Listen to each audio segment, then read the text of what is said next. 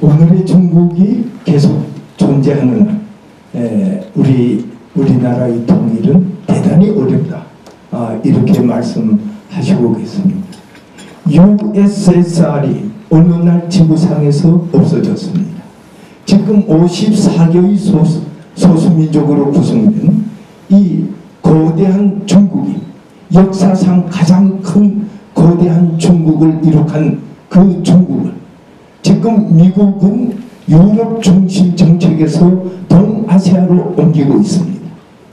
바로 이런 관점에서 봤을 때 오늘의 중국이 그대로 존속할 수가 있을런지 중국이 멸망할 그런 시기가 어느쯤 도래할 것인지 말씀해 주십시오.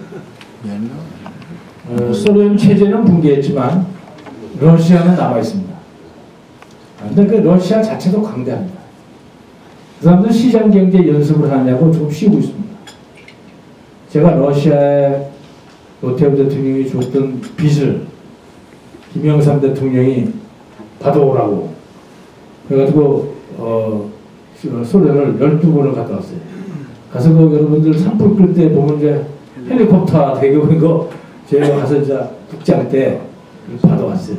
그러면서 저는 어떤 생각이냐면 우리 협상단이 보통 40명, 50명 됐어요. 조달 전까지 좀 가서. 근데 절대로 예의를 갖추고 그 사람들한테 속여먹지 마라. 이 변동금리가 뭔지 고정금리가 뭔지도 몰라요. 이 칠판에다 이렇게 써가면서 협상을 했는데 여기서 속이면 미래에 우리가 러시아와의 관계가 어떻게 되겠냐. 그랬는데 저는 중국에 대해서 장관 재직 시에 이제 일본에 자주 출장을 가면 사카야 나이치라고 풍신수길이라는 그 연속극을 쓴 작가인데 장관이 됐던 경제기획청 장관을 했던 사카야 다이치 장관과 오쿠라 호텔에서 자주 만났습니다. 그때마다 이 일본 정종을 마시면서 중국의 미래에 대해서 토론을 했는데 그때 사카야 다이치 생각은 중국이 앞으로 20년 내에 4개의 나라로 쪼개진다는 거였습니다. 왜 그러냐? 바로 제가 말씀드린 소득 효과와 대체 효과에 의해서 그렇다. 그 당시에 그 양반이 소득 효과, 대체 효과 얘기를 안 했지만 논리는 그거였어요. 사람들이 이제 하면서 체제의 위험에 빠진다. 중국이 위험한 것은 이 악공과 같이 이 한 종이는 한 가죽은 캐피탈리스틱 마켓 이코노미, 다른 한쪽은 소셜리스트 가버먼트. 그러니까 이 두 가지 사회 체제는 사회주의고 경제 체제는 이거를 단순히 야구공처럼 꼬매는 거예요. 그럼 이게 커지면 야구공의 그 실밥이 터지지 않을까 하는 얘기입니다. 결국 자본주의 시장 경제의 성공이 중국의 붕괴를 가져올 것이다. 근데 저는 이렇게 생각합니다. 이게 이제 10여 년이 지났는데 중국은 계속 번창하고 있다. 그는 그만큼 중국 지도부가 굉장히 계획재배된 인재들로 끌고 가고 있다. 그런 중국의 지도부를 계획재배라고 얘기합니다. 그 사람들은 저 말단직원부터 이 지도자급을 키우는데 무균질 무슨 관료로 키웁니다. 그래서 이 앞으로 그 중앙당의 간부가 되고 중앙정부의 간부가 될 사람은 바깥에 모든 것을 차별화시켜버립니다. 그래서 아주 우수한 사람으로 계속 바꿔갑니다. 결국 자본주의가 자연 붕괴한다는 막스 레닌이 그 얘기를 불식시켰던 것은 종업원 지주제다.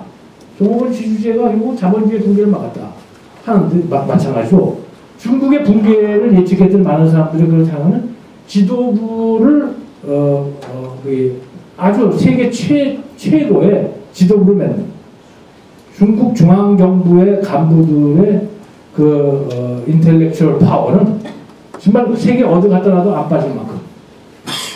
그렇기 때문에 지금 중앙이 지방하고 관계에 있어서 강력한 리더십을 발휘하고 있는데 그럼에도 불구하고 저는 아까 말씀드린 2022년 그 어절에 가면 체제의 위험에 빠질 것이다. 그래서 시진핑이 조금 있으면 이제 금년 말, 금년 10월에 이제 등극을 하면 첫 번째 할 것이 대규모 숙청입니다. 우리 공산당은 문제가 없다. 그러면 저 공산당 간부들의 부패 때문에 문제다. 그래서 대규모 숙청을 한다. 그 다음에 일당 체제를 일본 자민당 체제 비슷하게 개편한다. 그래서 주민들이 뽑는 거예요.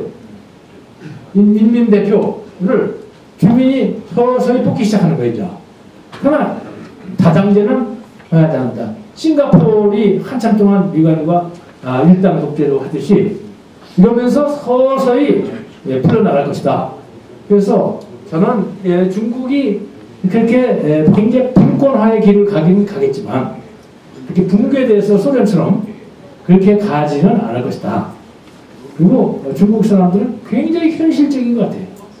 그 사람들이 욱해서 하는 거를 별로 못 봤어요. 아주 유연한 현실주의자이기 때문에 쉽게 망하지는 않을 것이다. 그리고 또 하나는 망해도 문 닫아 걸고 굶으면서 버틴다. 이렇게 생각이 됩니다. 그래서 다만 아까 말씀드린 대로 이 자유항로의 문제는 아주 심각합니다.